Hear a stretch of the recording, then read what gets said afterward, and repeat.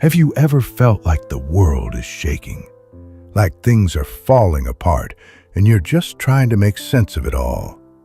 That's how things were when a man named Joel spoke a message from God, a message about hope, a promise about power, a prophecy about a spirit that would one day fall on everyone, young and old, rich and poor, men and women.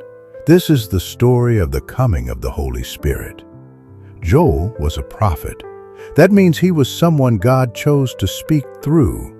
And in Joel's time, things were bad. The land had been destroyed by a swarm of locusts, crops were gone, food was scarce, and the people were terrified. But Joel didn't just talk about destruction. He also spoke about what would happen after the pain, after the struggle.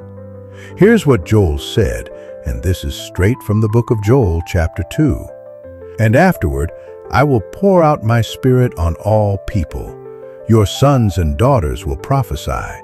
Your old men will dream dreams. Your young men will see visions." Think about that. Not just priests, not just prophets, not just the powerful. All people. Women, men, teenagers, elders, even servants. God was promising something radical. A time was coming when His Spirit, His presence, His power would live in us, not just around us. Back in Joel's time, God's Spirit only came on certain people, like kings or prophets, and only for specific moments.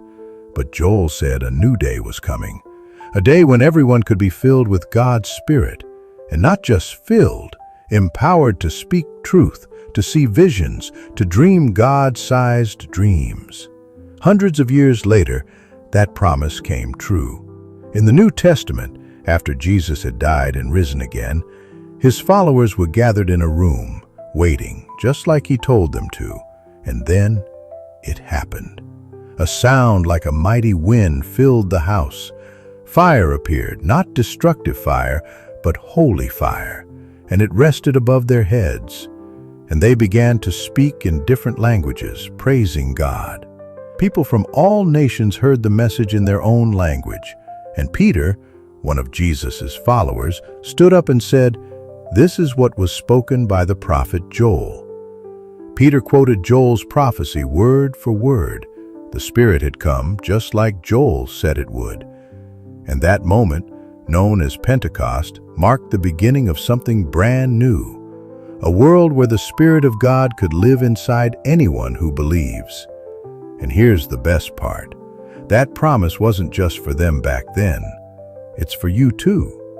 You don't have to be perfect. You don't have to be powerful.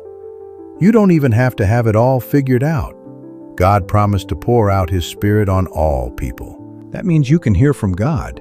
You can dream again.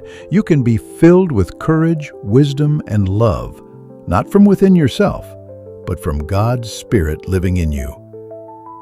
Maybe you're wondering, why would God give me His Spirit?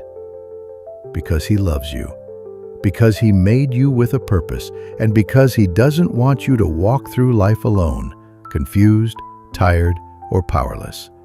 He wants to empower you from the inside out.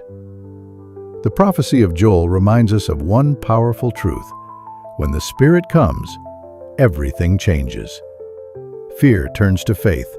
Faith becomes strength. Silence becomes boldness. And dry places come back to life. The Spirit has come. The promise still stands.